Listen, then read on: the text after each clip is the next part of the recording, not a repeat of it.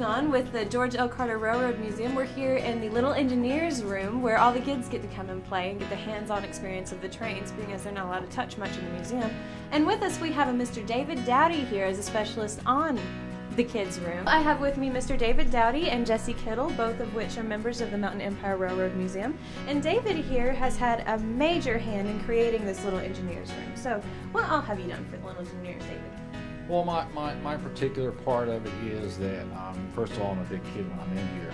But second of all, I work with Operation Lifesaver, which has to do with railroad safety for the public, and not only just for the adults, but for the children. So I supply coloring books and posters and such for the kids. And I want them to know that, yeah, these are the toys you can play with, but when you get outside of these four walls, the real trains you can't play with, and we want them to know that message. That's part of my thing in here. Can you tell us a little bit more about the caboose and Mr. Thomas here, how it all came about? It all came about through the fact that children, when they come here to visit, they want to play with the trains. And when they get over into our main room, they can't play with anything. They get to look at everything, but then their fun is gone. Now that they can come in here, they have the fun of being able to go across the way, look at all the stuff over there. They come over here and play and learn more about the model trains, and hopefully in 10 years or so we can have them as members across the way on the other side. They'll learn more. I think you'll succeed. I had fun playing in the caboose. So. And up here, Jesse, you mentioned earlier that they play DVDs up here in the window on top of the caboose, right? Yes, they play, there's informational DVDs for the kids that we play in there on the TV that's in that section of the caboose. We also have the literature here, which was donated for the kids' room. It's all Thomas related stuff. So, and then the loop you see around here, this is G-scale train set that the members built, and this was donated by Dollywood. And who did all the art and all the paintings? That was members and their wives helped did the painting and the art and so forth. Mr. Thomas. Yes. Remember Thomas the Train? I think I can. And inside over here in the drawers, there's all kinds of model railroad sets and stuff the kids can play with? More toys. We can pull those drawers out and put all that stuff on the floor and let the kids play all over the place. We hope eventually to possibly have a table right here where Jesse's standing and possibly where I'm standing. A small table for the kids to sit at and read, and also to take some of the toys out of the drawer and bring them over here to the table and play with them. Rather than all over the floor. Okay. Keep it out of the way and make sure it doesn't get broken. And going back to videos, I have one that I brought in here last night, or actually tonight I should say, that is on Operation Lifesaver for the youngsters. What is exactly Operation Lifesaver? Operation Lifesaver is a national, actually international now, safety program for the general public.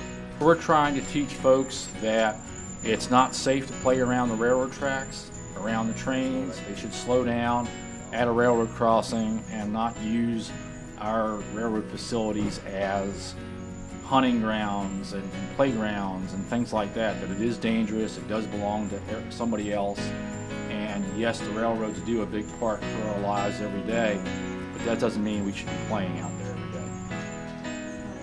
Get the gravity across to people. Yes. Is there anything else you'd like to say about the room?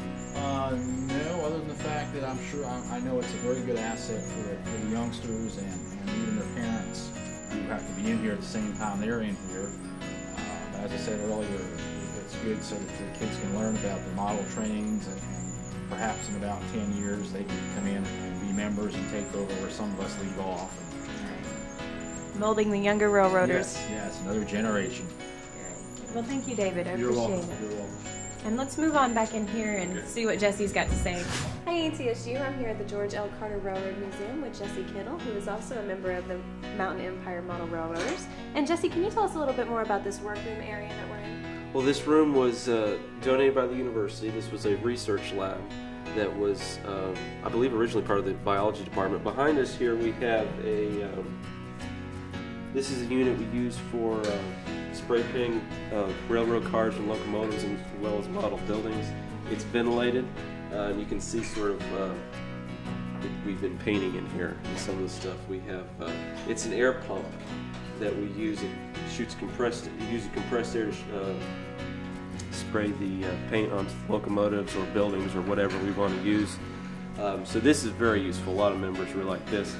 And this right here is a model that was donated. It will actually be sort of a traveling model. What we'll do is we'll have separate buildings on the layout that we can change out, and we can use this for PR reasons, like if we want to set it up in the mall so we get better publicity or whatever. This will be mobile. This won't be stationary, and we can do whatever we want with it. We also have a lot of research material on this far wall over here. We have issues of Model Railroader magazine that the members can use as resources for modeling whatever. And down through here we have, this is where we actually do some of the hands-on work with the models, the locomotives, maintenance, painting, whatever on these tables and cabinets. As you can see, we've got more lights. And I see David down there working on something right now. Yes. So. Do you spend a lot of time in this room? Yes, there's a lot of work that's done in here. It's actually a little cleaner than it was at one point. You could barely get in here because we had all kinds of stuff stuffed in here. But we had to keep all our supplies and stuff in here. So it's very useful. We keep stuff out of other locations because we do have a fair amount of, it takes up a lot of room. And back to this traveling set here, how much longer is it going to take before this is finished and out on the road? We're not exactly sure. It's a work in progress. Several of the members are working on this. As you can see, we've got buildings on it now. We're working on the scenery, the greenery on the hillsides and so forth. So it may be, it depends on how far we go, you know, and how the work gets delegated and whatnot. But hopefully it'll be here in the not so distant future. Have you personally been working on this as well? No, I haven't. I've done some stuff on it, but I haven't. Other members have worked on it and stuff. I've helped with other projects in here that we've done in here, but not on this particular one. So could you say that if you're a member of the Mountain Empire Railroad Club, that most of you spend a lot of time in here doing your own special exhibits, or is this like a group project that goes on in here? It's a little bit of both. Some members will bring in their own locomotives and whatnot to work on in here. Not all the members have full resources, their own tools necessarily to do certain things, and many times folks will bring in stuff to work on it in here, their own personal items. A lot of the projects that are on display in the main section of the museum have been started out in this room and then moved into there. So, but yeah, there has been a lot of work done on not only this. I mean, this is one of the major current project we have going on in here, but we've had other stuff as well that we've worked on. The roundhouse that was in the main museum area started out in here. Now, when you're working on an exhibit in here, and say it's finished and you want to move it to the museum, how hard is it to cut it up and move it out?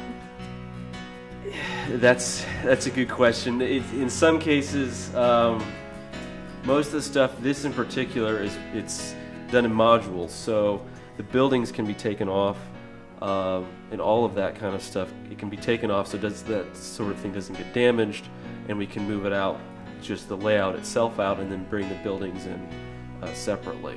The roundhouse that's in the main part of the museum started out in here. We got it about, if I remember correctly, about 80 to 90% done, moved it in there, and then put the finishing touches on it while it was in the museum, because it was too difficult to maneuver it out through here and into the main part. So for the most part, what we'll do, we'll get things to a certain level of completion and then finish it out either on location or whatnot. It depends on the need. And I was talking to Dr. Alsop earlier about the roundhouse. Would you mind going in there and showing us how it works? Yes, that's fine. Okay, let's go on over. Okay. David's here with me, and he actually wanted to add something on the Traveling Roadshow we just mentioned on in the workshop. So, David? Yes, on the Traveling Roadshow, I'm one of the ones that is working on it right now. And when you film that part of it, 2 scenes are now mostly set up in kind of an order that they may or may not stay that way. We have some buildings that are still out that haven't been put together yet, but there are 6 scenes that we will put together that are interchangeable on 6 pieces of lumber that will come on and off. We can change the scenes as we see fit and be able to change it. How do you transport those? We will be transporting those buildings. The buildings will be all off of the pieces. They will be in another carrying case so that we can easily transport the cars, the trains, and the scenery along with it. That will all come off and be, as I said, transported. Do you know where the first show is going to be? Do you have any idea yet? We have no idea. We won't be working on it till after the first of the year. The other gentleman who's working on it with me is out of town right now, and so we will not be working on it till after the first of the year. Well, thank you, David. Do you have anything else you want to add on the traveling show? Well, we hope to have it probably partially done by April, so that we can have it ready to go out. So we need to come back down here in April and check out the traveling show. Well, thank you very much, David. So, can you tell us anything more about this presidential car here? Or the train, actually, the entire train.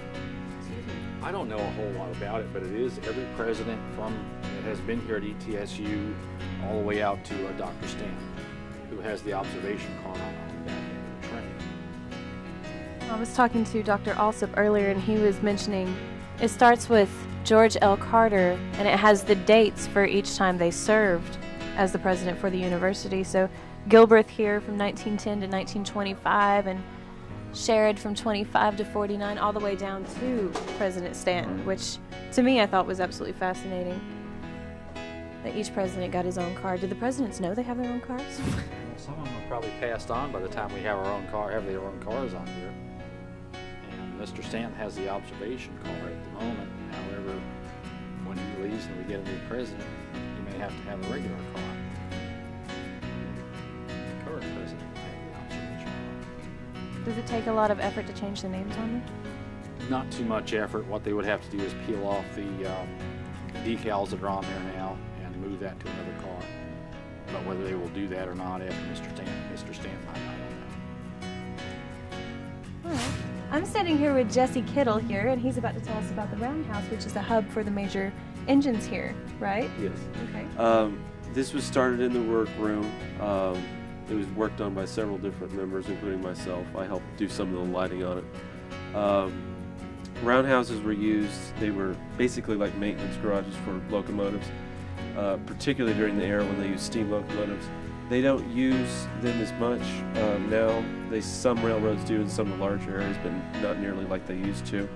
Steam locomotives were very high maintenance machines. It required lots of lubrication and machining and stuff like that. And the easiest way to do that was in a central point, and that's what the roundhouse was. It was a way to maneuver the locomotives easily and do that work that was required.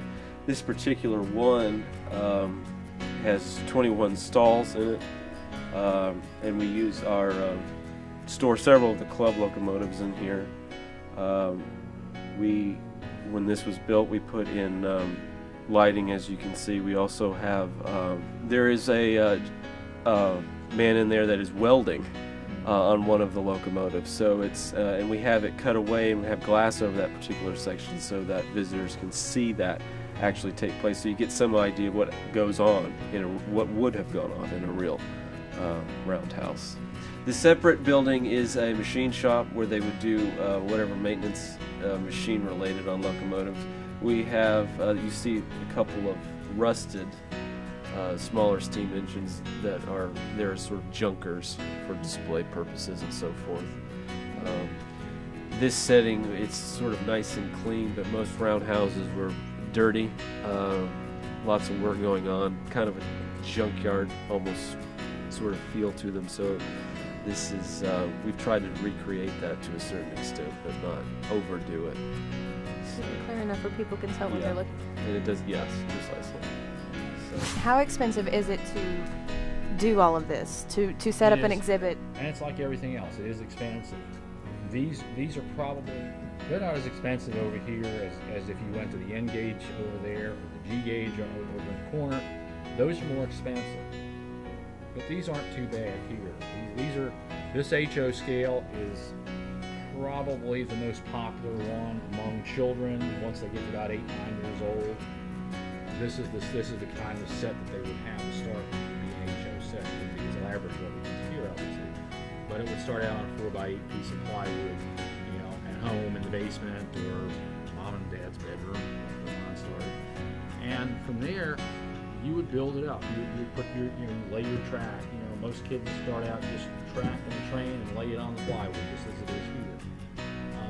After a while, they may graduate and get the corkboard and put underneath their track, and start to ballast and start to learn how to scenic things and how to run the train and how to take care of the things in general. Because, as I said, they do cost some money. What's the maintenance on it?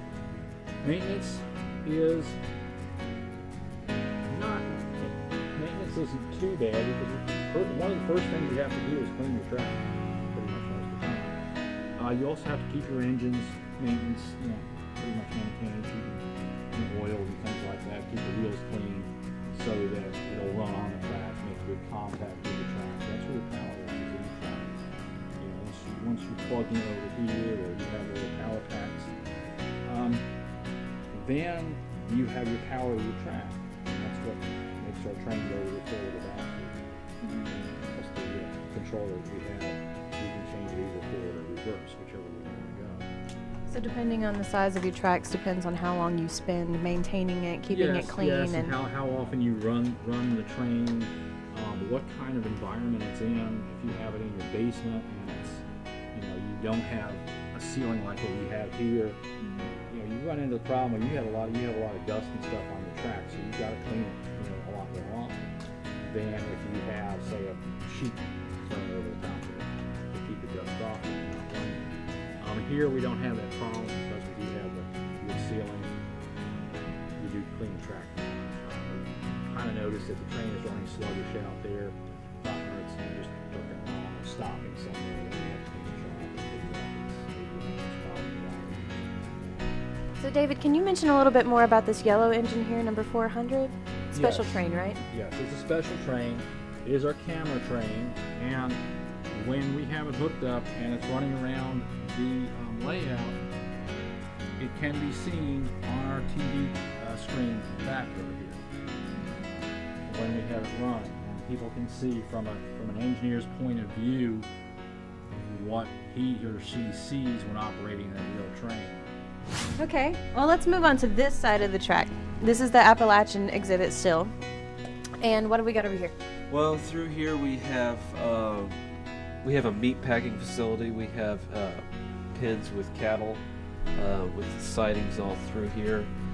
There is a cold storage place that provides ice and so forth for the meat packing spot. There's a siding back in there that they're unloading John Deere tractors.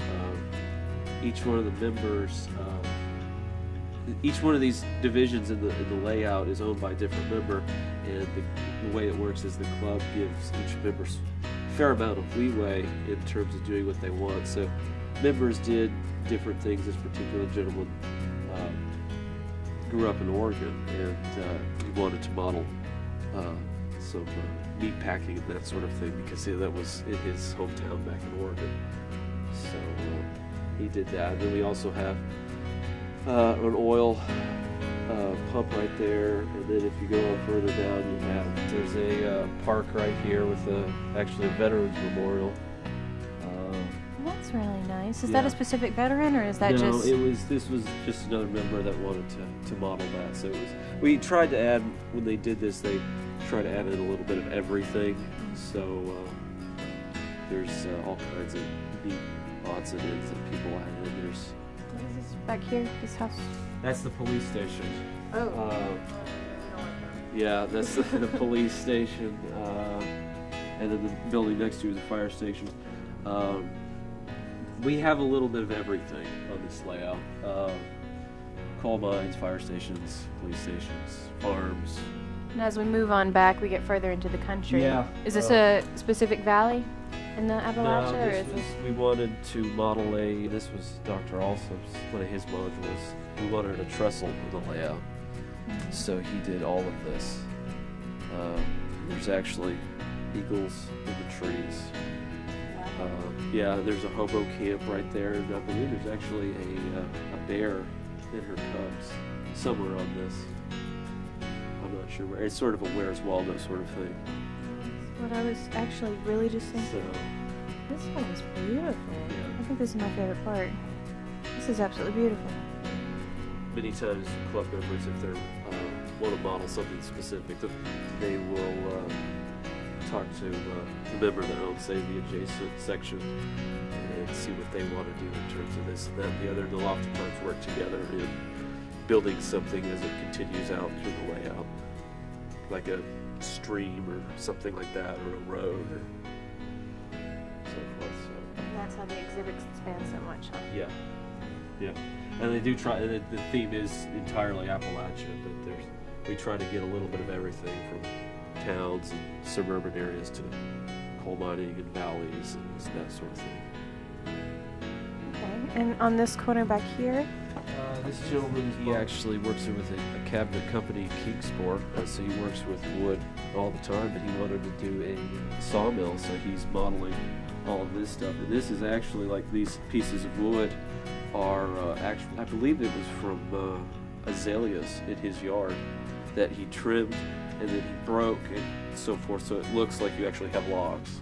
So that's actual wood instead of being just plastic. Instead of synthetic. Yeah. Wow. Yeah. That's commitment. Yeah. That is definitely commitment. What about on this back stretch back here? This is a farm. This is new. I didn't realize this. They built this road out here to this farmhouse. Many people actually did live this close to railroad tracks. Like I said, all of this is actual real folk. Well, the greenery itself is not, but the wood is from different stuff that this member took from his own yard, and the added stuff. That's also how you get like the dead trees effect. It's simply twigs that he's trimmed from trees and whatnot in his own property. Way to save money and support your hobby. That's really nice. Yeah, exactly. I think Fred covered the other half coming up to about right here, so you have completed the circuit, my friend. Thank you very much. Okay, we're back over here with the Western G-scale track here, and they're actually replacing the tracks with the old track with new tracks. So Jesse, could you elaborate more on that, please? Yeah, this track was beginning to wear out. As you see the locomotive passing over this switch right here, it was stopping and starting and it wasn't running right. So the club purchased new track, and if you can see there, the new track is actually the gold stuff. The older track is on the inside and is silver. The gold track, it's much better. It's better made, it's a better company. But in terms of replacing it, it was a real chore. We had to actually use rubbing alcohol, and this track is what they call ballasted. There is real fine gravel that is put down over this, and then you use a diluted mixture of Elmer's glue, and you pour that in there and then clean the rail off, and when it sets up, the track is pretty much glued in place. Well, when we had to replace it, we had to use rubbing alcohol, soak the gravel in that, and chisel it out, literally. Then I did some of that, and it was a major chore. And this is actually not done. What we will do is go back and reballast this track so that it matches the track that's on the inside, on the sidings in there. And once it's all done, it will look great, and the locomotives will run better, and we'll be in good shape. And why did you have to replace the track in the first place? Well, for instance, this one particular switch, and there's one further down there, they had plastic joints in there, and these are plastic, but it's a little better design. What was happening is, from running around and around and around, they had literally cut a groove in it, and we lost.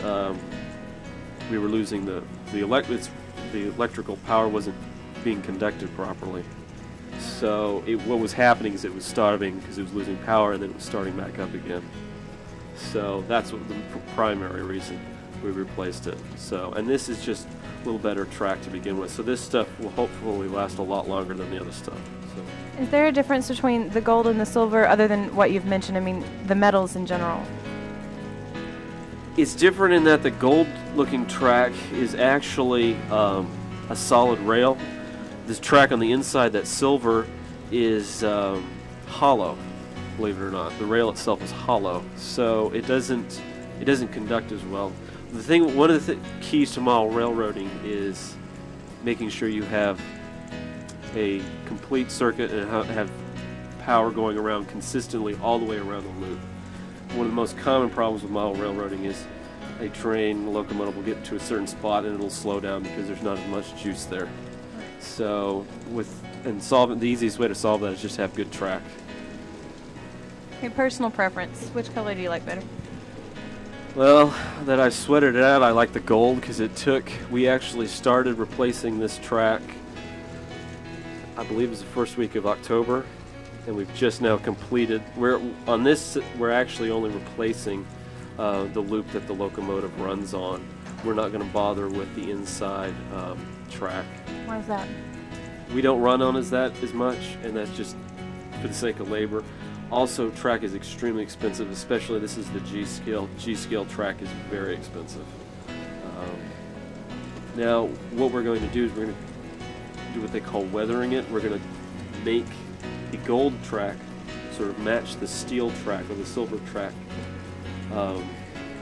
But I have yet to see that done yet. So that's a learning curve for me. I was told we're going to weather it so it matches, but I have no idea how that's actually going to be done. Surprise to look forward to then. Yeah, okay. Yeah, and I'll probably be a part of that, but I'm not sure how we'll do it. So really interesting.